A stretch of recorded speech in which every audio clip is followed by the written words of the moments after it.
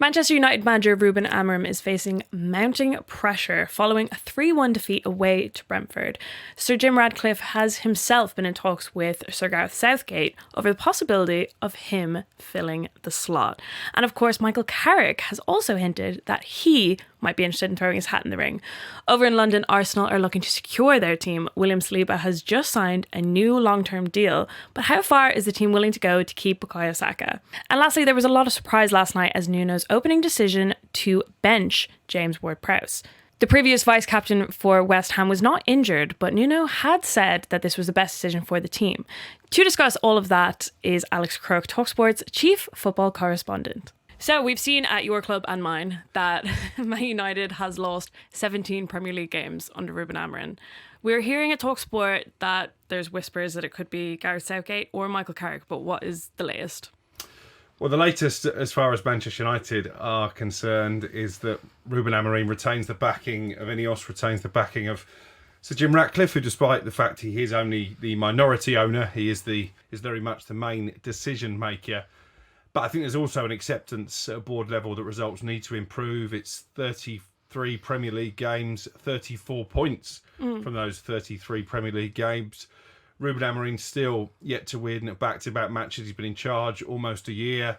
They've got Sunderland at home next, which is not a guarantee of a Manchester United victory. When you look how Sunderland have started the season, some difficult games after the upcoming international break. They go to Liverpool. They've got Brighton at home as well. So it does feel like this is crunch time as far as Amorim is concerned. And we reported over the weekend that Ineos and Sir Jim Ratcliffe are actively looking now at potential replacements. That's not unusual. Most clubs have a succession plan. You've mentioned Gareth Southgate. I'm told there have been recent conversations between Sir Gareth Southgate and Sir Jim Ratcliffe. And Michael Carrick had a 3-game spell in interim after Ole Gunnar Solskjaer was sacked back in 2021. Did okay, actually. 1-2, drew 1 of those 3 games in charge, including a home win against Arsenal.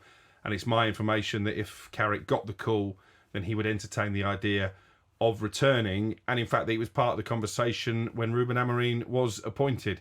I think the issue United have got, and they had this to a certain extent with Amorim, modern managers are reluctant to take a job mid-season, particularly those who are already in work. So you look at Oliver Glasner, you look at Andoni Iraola.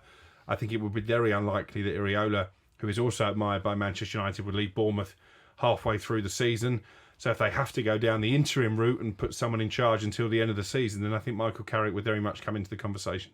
Right. So if you take away your knowledge and your job and all that kind of stuff, and you are just talking as a fan, obviously I could just say, what do you think of Ruben Amorim? And I could get a 20-minute video out of you and you'd be fuming.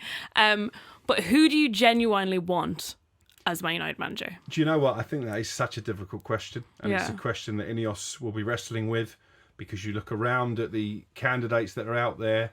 I don't think there is an obvious successor. I can see the case for Oliver Glasner, who's done a wonderful job at Crystal Palace, won the FA Cup. They're in the top 4 in the Champions League, in the Premier League. Nobody saw that coming, them competing for a Champions League place, potentially 18 games unbeaten. And he plays the same system that this squad has been built for. So there's a lot of positives when it comes to him. I think what's key, and what I'm being told, is that United want someone with experience of English football. Yes. So I don't think they would go down the up-and-coming European manager again. They did that with Erik ten Hag. Worked at first, but unravelled pretty quickly. They've certainly done it with Ruben Amorim, and for me, it's not worked at all. No. I think we can all accept that.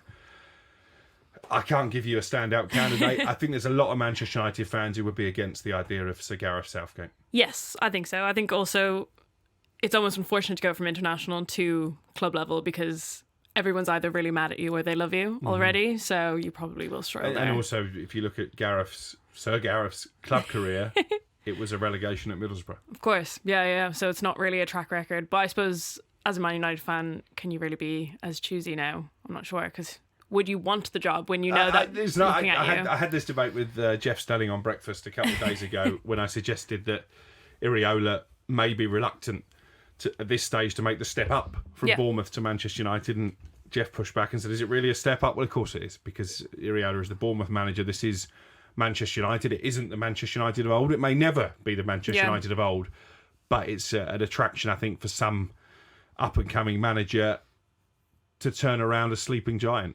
Yeah, I suppose, reawaken a sleeping giant. Yeah, what a legacy that would be as well, to be the person who brought them back as well. And it's very financially rewarding. That's another issue when Yeah. it comes to Ruben Amorim. Obviously, if they sack him before the 1 year anniversary of him taking over, then it's going to cost more in terms of compensation. Absolutely, yeah. So let's move over to Arsenal now. So they don't want to lose Saka. That's just a fact. So they're looking at maybe even hiring the wage into the next tax bracket, we should probably say. But what is the latest that you've heard on this? Yeah, William Saliba obviously has been tied down. That's a massive deal announced this morning, 5-year contract. I understand that he has got a pay rise to around £250,000 a week. That's a 5-year deal, as I say, until 2030. And I think when Andrea Berta came in as sporting director, as well as reinforcing the squad, one of his main priorities was tying down not just Saliba, but Bukayo Saka as well. Yep. So we're expecting contract talks to ramp up. At the moment, I think I'm right in saying that Kai Havertz, on around about £280,000 a week, is Arsenal's top earner. I think this new deal for Saka would give him at least parity with that, if not go beyond it and maybe get close to the £300,000 a week mark. That would reflect Saka's importance to Arsenal and the fact they know that if he was to become available for transfer, all of the big clubs in Europe would be interested in signing him. Yeah, do you think that's kind of preparation for January in the summer, but also, deserved, like he should maybe earn the most? Yeah, I mean, he's the poster boy of the academy. He's been a driving force in their emergence as genuine title contenders in the past few seasons. I think he's going to have a massive role to play for England at the World Cup come next summer. And I think as well as getting their key players tied down, it sends out a message to other players that are there that actually this is the place to be. These players believe in Mikel Arteta. They believe in the project, and it will even help attract new signings come the summer transfer window as well. Well, I mean, they're already off to a good start. So if they think that they're in the running for a title, and a lot of people do think that as well, that just makes it more and more attractive. But people are going to go for Saka as soon as they can, do you think? Like, what do you think that when it hits next summer that everyone's just going to hop on him? I'm told that Arsenal ideally want this contract signed by January. Yeah. By which time we'll be in the last 18 months of his contract, and that is sort of the danger zone for clubs when it comes to losing their top players. Lastly, West Ham. So it's a bit of a weird one with West Ham because it kind of seems out of nowhere. And maybe that's just from an outsider looking in perspective. But obviously they've lost Potter, and then out of nowhere, Nuno is the manager. Straight away, he's benching people. So what do we think is actually happening there? Like, are we dropping Ward-Prowse forever? Like, what's going on?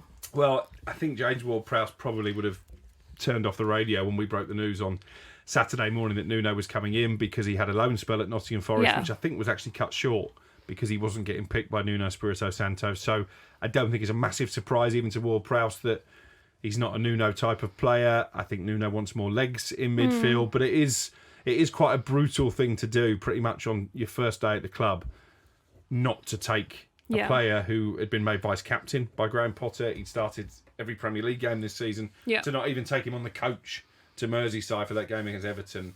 It is Nuno Espirito Santo, I think, laying down the law and asserting his authority quite early. It wasn't just Ward-Prowse. There was no place for Jean-Claire Todibo, and I'm told he's quite a negative influence in the dressing room, so maybe that's something that that Nuno is going to have to deal with. When it comes to Ward-Prowse, my expectation is that he'll be made available for transfer in January. Will he get another Premier League club? I'm not entirely convinced. I could easily see a scenario where he ends up back on loan at Southampton, where of course he's spent most of his career. Do you think do you think it's a personal thing, or it's just No, I wouldn't go that far. I mean, Ward-Prowse is pretty much the nicest footballer you'll ever meet. That's what I was thinking. And as ruthless as Nuno is, I don't necessarily think there's a personality clash. I think it purely comes down to a stylistic issue that, as I say, Nuno wants more legs in midfield. And I have to say, speaking to West Ham fans, they have highlighted Ward-Prowse in that midfield area as a big part of their problems at the start of the season. Yeah, I mean, he did say he's not injured. It's a tough decision, but it's the best thing for a team. But is it just that shock of coming in? Like, if you were to come in as a manager and just straight off the bat, just make a really harsh decision, are you just kind of saying, I don't care what the media says, I don't care what the fan says, I'm like solely focused on the job? Or do you kind of do the kind of sidestepping around it? Like, maybe would you see more managers let people play at the first game without kind of stepping on toes and then come in hot? I don't think he had any time to waste, really. And that, the timing, even getting rid of Graham Potter, felt quite brutal because he did the press conference on Friday and then he was sacked on Saturday. Obviously on Friday they hadn't got a full agreement with Nuno, and there was a chance that Potter would be in charge still on Monday night. And then you get to Saturday, Potter's at the training ground, and the argument is, well, why don't you just let him have one more game and then sack him? You know, do it with a bit more dignity. But they made such a bad start to the season.